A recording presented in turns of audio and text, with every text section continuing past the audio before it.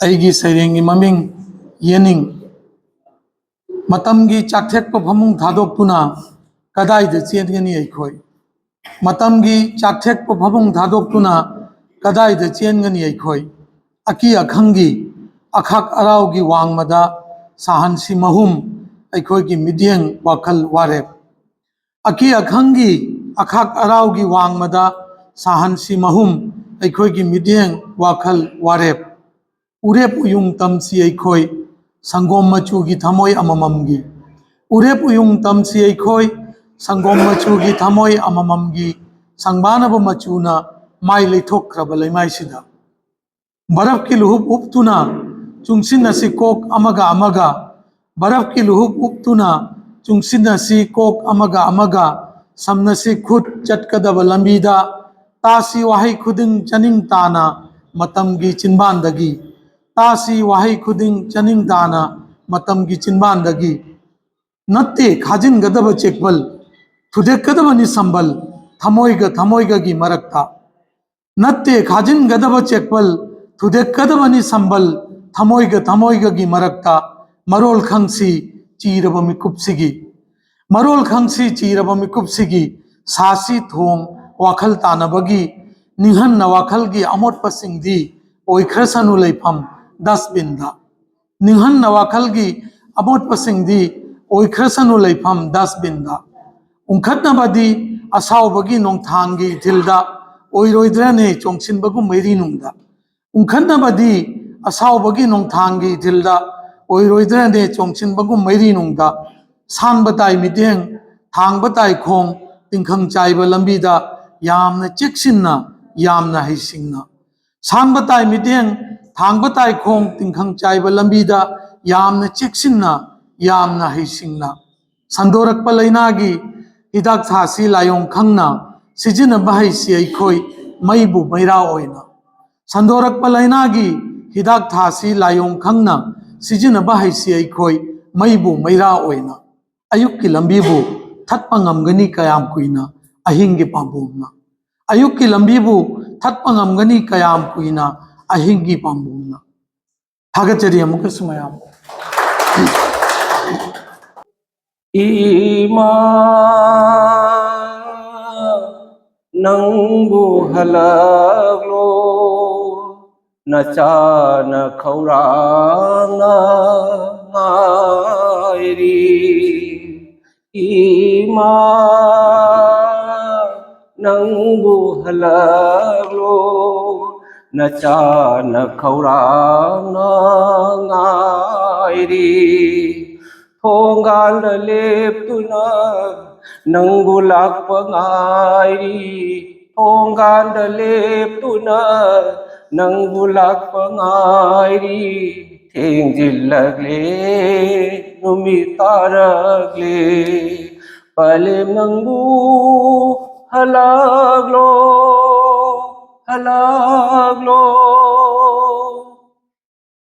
Kori kaitel kakibi ngamok leirake themlambi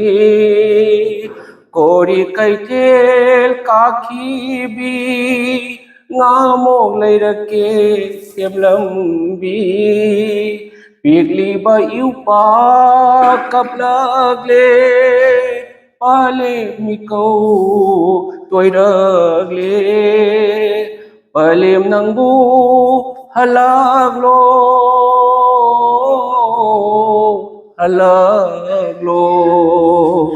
Migi mama masak fajabi Ima oige zada bagum Migi mama masak fajabi Ima oige zada bagum nasa singna pariba hanna phauba jenglamda janaki ima manbi kayadi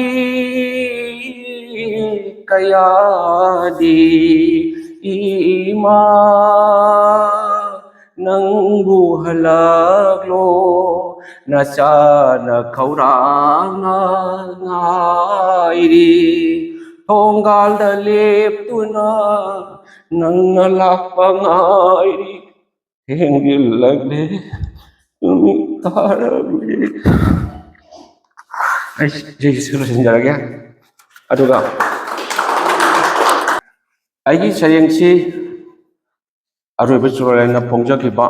lising ani sumna tara trukta adagi khar sang to pa sayang ni ado aina sisu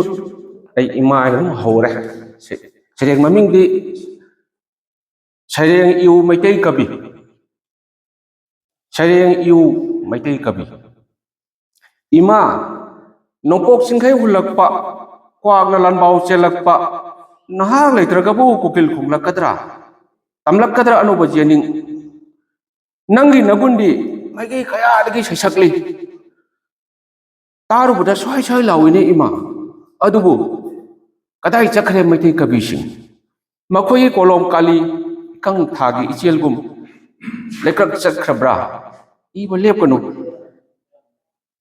imana thongjal pirabani thongal ani lanmada ayo naheraba kutta sesu pairaba sadabna chari tatlaba afaba achum manuksiba phangdraba ni badana ithau oiraba kana lejedrabi ima nokpet tore machabu ubada haibri akhui baga manaraba khajaida piragna pumcho chona kaplai iu ima gi pajaba iu ima gi phumam phangdabagi sagairaba pisolgi pen dabagi nahet pi bagi maramda iu jengu isa sa ima bu ningba pele nakhoi iba lepkono nakhoi saruk jawri banin hai gyan mana nobel prize iba lepkono maite kabi matha dagi macha munbi khraga nomaina kaptat khibagi wari do igera mama bu macha gi mamangda jet lobi khibagi maramda igera mama kaida rabi macha gi yang thagi maramda igera ju thapamda oksar konana thaksin jaselaga ojau thilibasi igera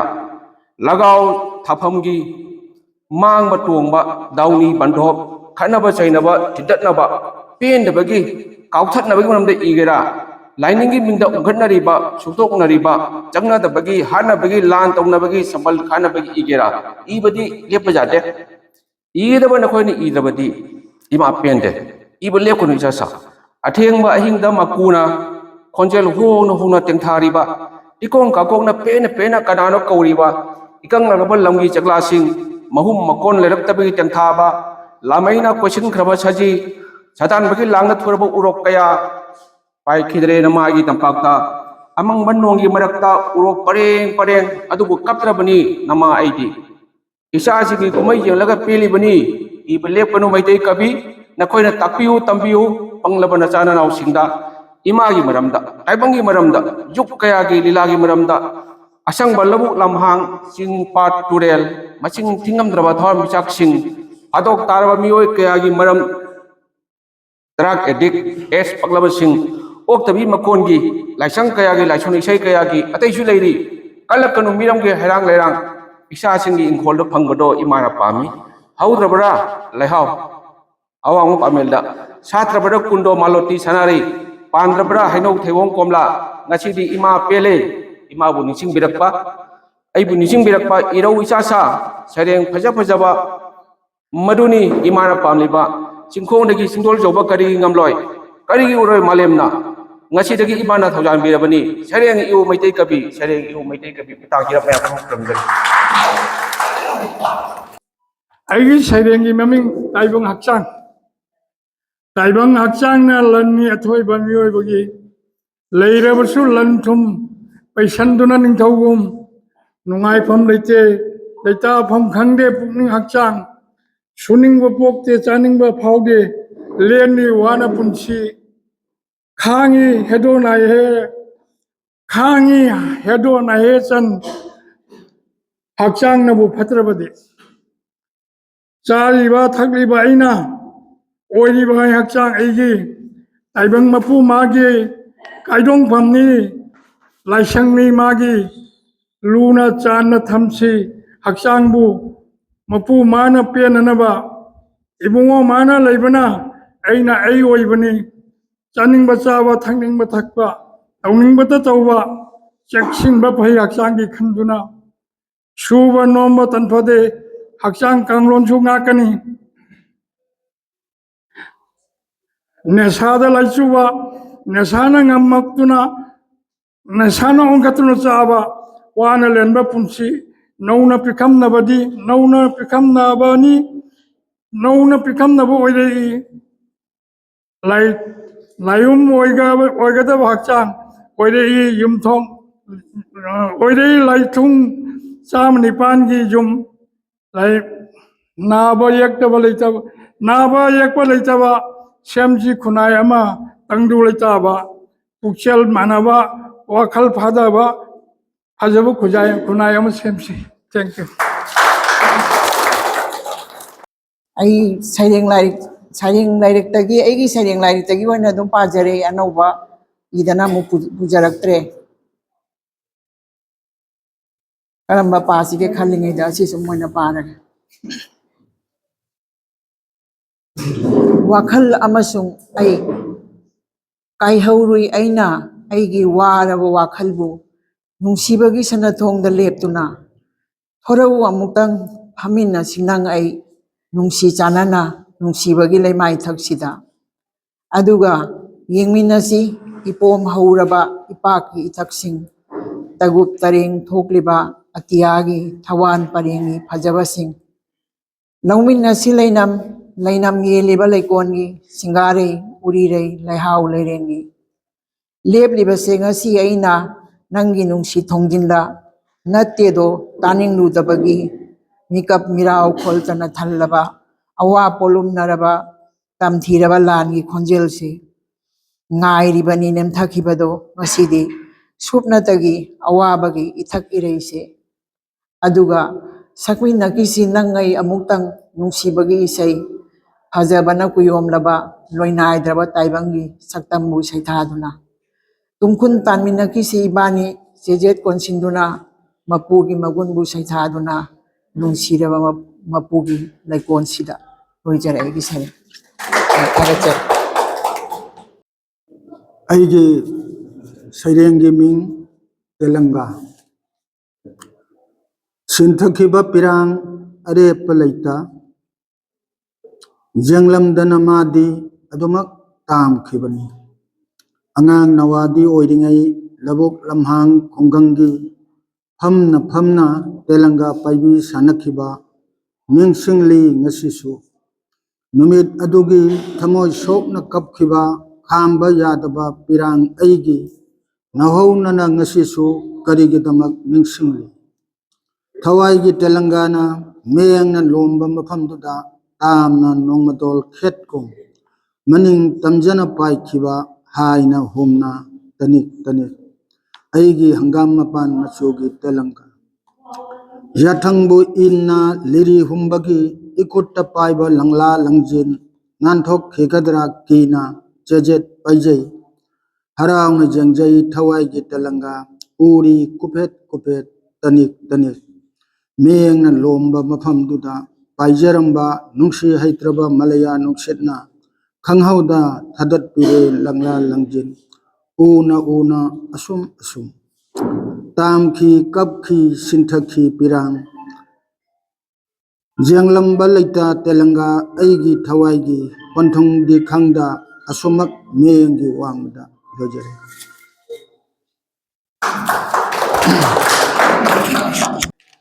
ꯑꯍꯥꯟꯕ ꯃꯛꯇꯗ ꯉꯁꯤꯒꯤ ꯊꯧꯔꯝ ꯑꯁꯤꯒꯤ ꯍꯥꯏꯕꯗꯤ ꯁꯩꯔꯦꯡ ꯁꯩꯗꯤꯟꯅꯕ ꯑꯃꯗꯤ ꯋꯥꯔꯤ ꯃꯆꯥ ꯄꯥꯕꯒꯤ ꯊꯧꯔꯝ ꯑꯁꯤꯒꯤ ꯃꯣꯗꯦꯔꯦꯇꯔ ꯑꯣꯏꯅ ꯂꯦꯡꯁꯤꯟꯕꯤꯔꯤꯕ ꯑꯣꯖꯥ ꯑꯅꯤꯕꯨ ꯑꯍꯥꯟꯕꯗ ꯏꯀꯥꯏ ꯈꯨꯝꯅꯕ ꯎꯠꯆꯔꯤ ꯂꯣꯏꯅꯅ ꯃꯥꯡꯗ ꯂꯦꯡꯁꯤꯟꯕꯤꯔꯤꯕ ꯑꯣꯖꯥꯁꯤꯡ ꯃꯌꯥꯝ ꯄꯨꯝꯅꯃꯛꯄꯨꯁꯨ ꯑꯩꯍꯥꯛꯅ ꯈꯨꯔꯨꯝꯖꯔꯤ ꯑꯩꯁꯦ ꯇꯁꯦꯡꯅꯃꯛꯀꯤꯗꯤ ꯁꯩꯔꯦꯡ ꯏꯕ ꯀꯕꯤ ꯑꯃꯁꯨ ꯅꯠꯆꯗꯦ ꯑꯏꯕ ꯑꯃꯁꯨ ꯅꯠꯆꯗꯦ ꯊꯧꯔꯝ ꯑꯁꯤꯗ ꯁꯔꯨꯛ ꯌꯥꯖꯅꯤꯡꯃꯟꯕꯗꯒꯤ ꯋꯥꯍꯩ ꯄꯔꯦꯡ ꯈꯔꯈꯛ ꯁꯩꯔꯦꯡꯅꯤ ꯈꯟꯖꯕ ꯑꯩꯅꯗꯤ ꯃꯌꯥꯝꯅ ꯇꯥꯕꯤꯔꯒꯗꯤ ꯀꯔꯤ ꯑꯣꯏꯅ ꯂꯧꯕꯤꯒꯗꯕ ꯑꯗꯨꯗꯤ ꯑꯩꯍꯥꯛ ꯈꯪꯖꯗ꯭ꯔꯦ ꯄꯥꯊꯣꯛꯆꯔꯤ ꯑꯩꯍꯥꯛꯀꯤ ꯁꯩꯔꯦꯡꯁꯦ ꯑꯩꯒꯤ ꯑꯄꯣꯛꯄꯤ ꯄꯂꯦꯝ ꯏꯃꯥꯗ ꯀꯠꯆꯕꯅꯤ ꯄꯥꯊꯣꯛꯆꯔꯤ ꯁꯩꯔꯦꯡ ꯄꯂꯦꯝ ꯏꯃꯥ ꯄꯂꯦꯝ ꯏꯃꯥ ꯅꯨꯡꯁꯤꯕꯤ ꯑꯩꯒꯤ ꯏꯃꯥ ꯄꯨꯛꯐꯕꯤ ꯄꯨꯟꯁꯤ ꯁꯤꯟꯊꯥ ꯂꯣꯏꯗꯨꯅ ꯈꯣꯡꯗꯣꯏꯈ꯭ꯔꯕꯣꯏ ꯅꯍꯥꯛꯇꯤ मल्लबा हक्चांग पोलांगबु थादोकलम थवाई मागी यारेकफम खमनुंग लेकोल अदुदा मियोक मिसान फजबी अचान मिराई खाइदबी अवा अनाथीदना पुनमकपु मानब मिटयेंगदा ममा अमा ओइबगी चपचाब थौदांग लौदुना मचा अखोइबु नावकोलखिबी पलेम इमाओ नुंगसिबी लेसक लेचू निंगथीबी लेरांग मवाक चामदबी लेनमना थमोय हुंगमबी निंगथीबी लेरांगी मपोक्त पोक्तुना लेसा तमलसनु कुंबी कालेन नाइदना मपुगी लेकोल अदुदा नत्रगना तांगजबी उरी ओइना पोक्लगसु कंगबा सीबा नाइद्रबा मपु मागी लेकोलदा हौरिबा सनागी पामेलदा लता ओइना जेचदुना इंगना चिकना पोथाबी उको सिंगमद्रबा पलेमगी लमनबु तोनसिल हौरे मपोक्सिदा निजरी ताइबंग मपुगी मफमदा नचा ओइबी अहाकना पलेम इमाना हाकुम ममा अमा ओइबगी चपचाबा थौदांग लौबा ngamjaba मसिमकना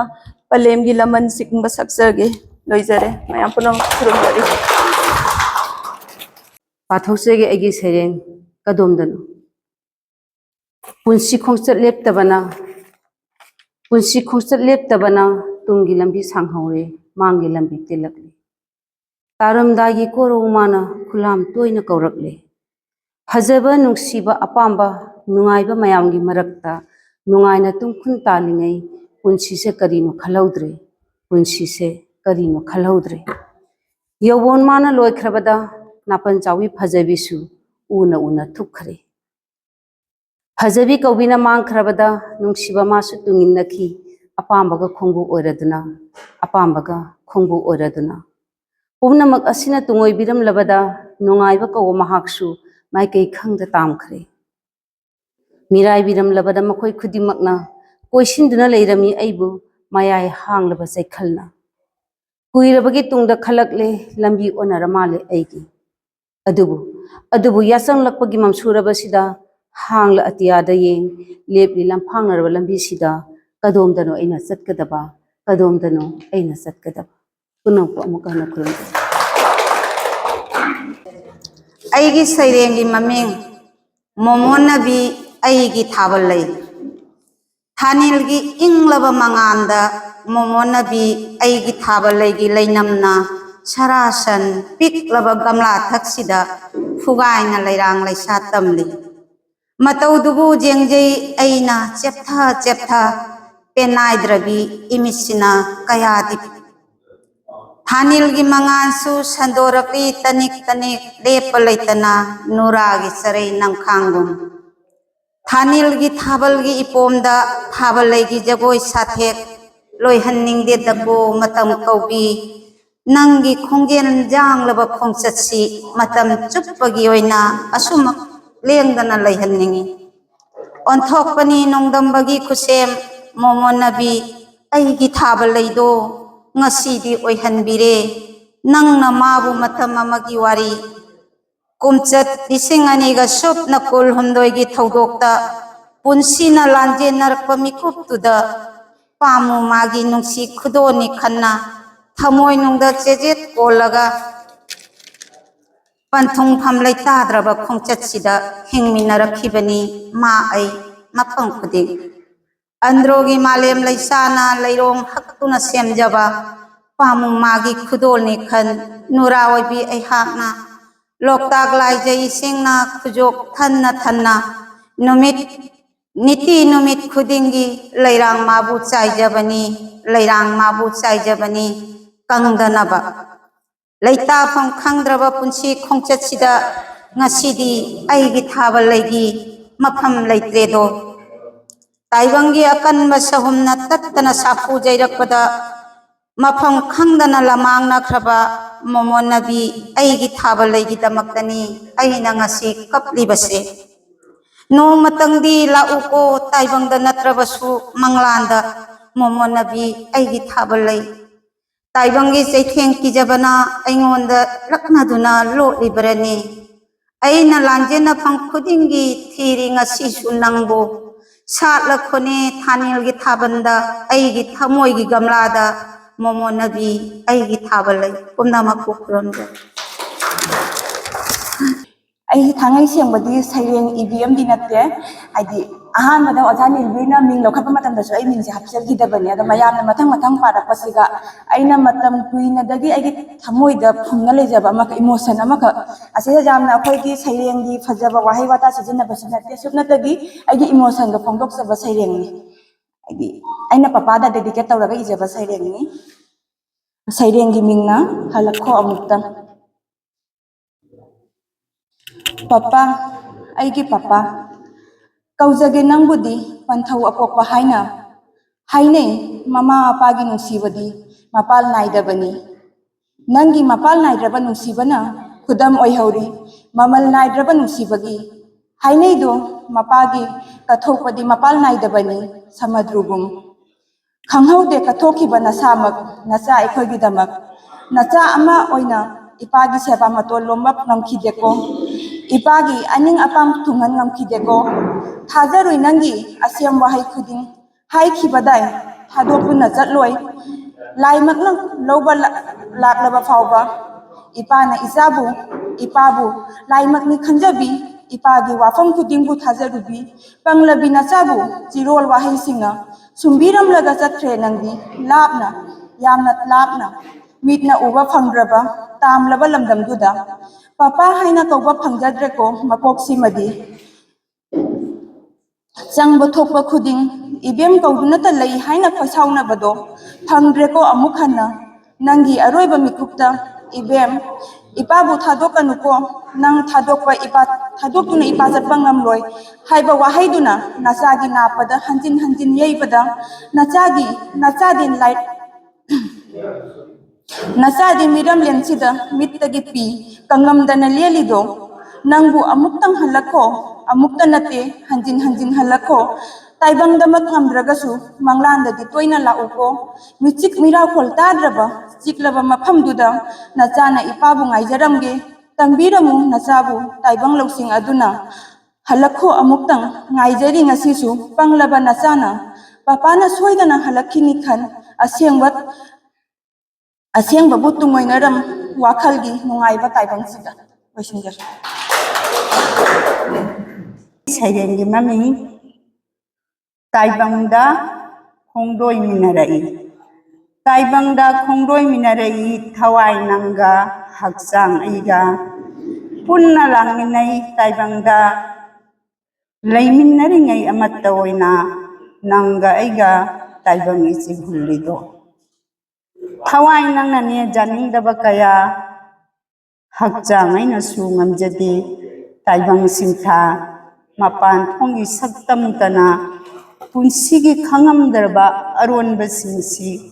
खंगबा उबा ngamde ताइबंग सिदा तंबसु ngamde ni मिओइबना थमोइ थुमना चेंथरबिबा खोजैगी इसेलना अहिंगी इफुटसिगी मरुमदा लेपली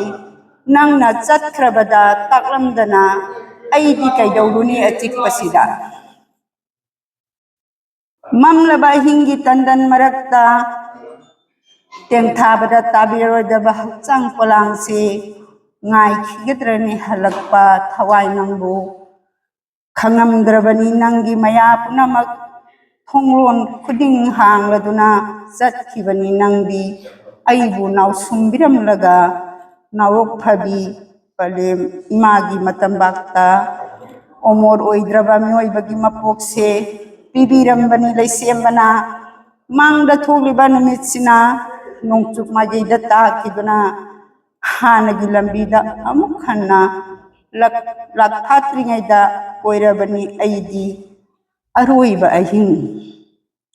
खलुदे अइदी हानबदा खंगलकले हौजिक्ति ओंथोकना थेंगना थवाई नंगना हक्चांगदगी चतख्रबदा कनादा सिनारंगनी पुंसिगे अरोइबा सरुक्सी अइगिदि अपेनबनी मिंथोलदुना लैतेंगलनी मिंखै चामा चामना मपुंग फाद्रिबा लैरांगसिंगसे नंगी लूरबा इचेलसिदा कच्चरबदी खुदोक फन्ना मतमदो ngairine ताइबंग सिदा खोंदोय मिनरपा तांगसे लोइसिनजरे मयाम बमुकन खोंजरी ꯑꯩꯒꯤ ꯁꯩꯔꯦꯡꯒꯤ ꯃꯃꯤꯡ ꯁꯥꯟꯇꯤꯗꯣ Sum lukthai ayingi santi kaubido thibada sum lukthai ayingi santi kaubido thibada phangi kaina thangda kochen chen na nok khen sanarame ungkak chawrabi santi do nisa ichu churadana mafi marul icho chot kochen chen na nok khen sanarame ungkak chawrabi santi do nisa ichu churadana mafi marul icho chot sarkar opposition gi marakta nakan amaramdana ahang malangda jagoi saminari lengonaraduna maikhuga leichilga thagachai ayhakki ming purisabam jotindra ayhak nangsi ongdok chakjode ba sharing asigi maming he ima bharat ki manipur he ima bharat ki manipur chingna koina panchaba hauna koina pangapa nongpok chingkhaida ngalibi he ima bharat ki manipur lupana mafen chanbalam sanana mayung kabalam jengu bada pen banaidraba imanangi saktam he ima bharat ki matin chingdon na saliba siroi lili lotakta saliba tharo thambal singbu uraga tamnana saithajari imanangi tampakta हे इमा भारत की मणिपुर गणतंत्र की मियंग चंद्रबसु इमा नंगी तंपाक्ता चौजरी मनसा सिंगु कावरब्रने इमा नंगी दमक्ता हिंगली बनी हे इमा भारत की मणिपुर हे इमा भारत की Manipur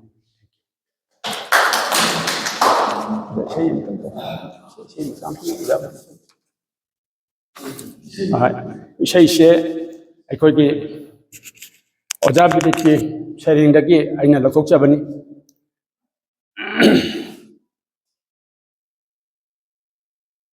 punchi tangkhai di haujin khare tanringai maya marichika punchi tangkhai di haujin khare tanringai maya marichika अरे मनी खंगलकले मिनम्बा करीबु काननी कबलू दुना अरे मनी खंगलकले मिनम्बा करीबु काननी कबलू दुना उनसी तंखाई दी हौजिन खरे नुंसिबा इचा नुंसिबा इशु मयांगक्तनि खंगलुदे थादोक्त्रबसु जुम्बान पुंसी थादोक्लगे खल्ले खुनाइगी दमा पुंसी तंखाइदी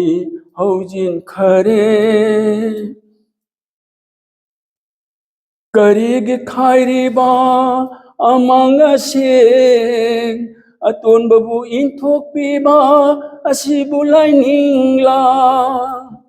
karig khairiba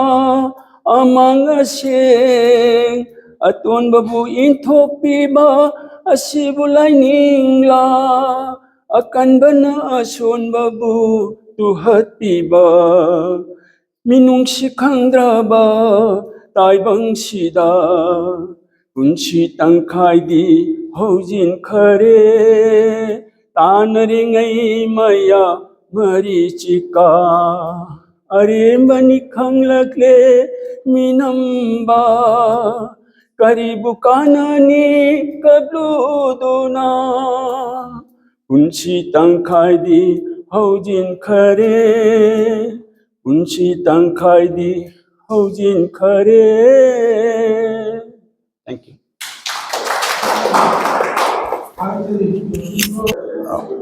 ꯑꯍꯥꯟꯕꯃꯛꯇꯗ ꯇꯤꯟꯕꯤꯔꯤꯕ ꯈ꯭ꯋꯥꯏ ꯈꯨꯗꯤꯡꯃꯛꯄꯨ ꯄꯣꯛꯅꯅ ꯈꯨꯔꯨꯝꯖꯔꯤ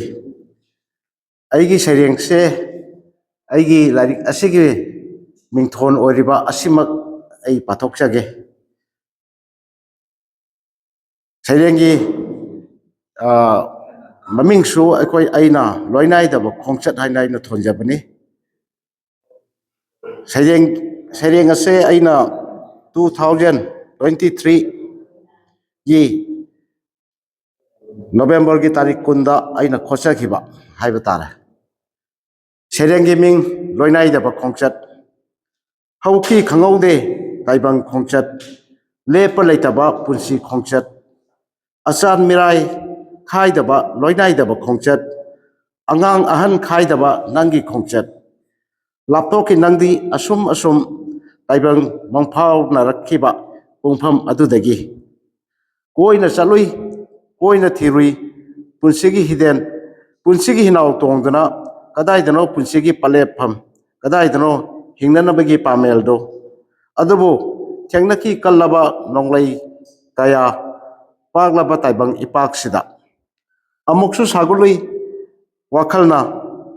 ꯃꯪꯂꯥꯟꯗ ꯂꯣꯏꯅꯥꯏꯗꯕ ꯄꯥꯟꯗꯝ ꯀꯌꯥ ꯑꯗꯨꯕꯨ ꯉꯝꯈꯤꯗꯦ ꯀꯔꯤꯁꯨ ꯇꯧꯒꯗꯕ ꯊꯧꯗꯥꯡꯗꯤ ꯈꯪꯍꯧꯗꯦ ꯌꯧꯔꯛꯈꯤ ꯑꯔꯣꯏꯕ ꯆꯩꯈꯩ ꯍꯣꯡꯂꯛꯈꯤ ꯁꯛꯐꯝ ꯐꯤꯕꯝ ꯃꯇꯣꯝꯇ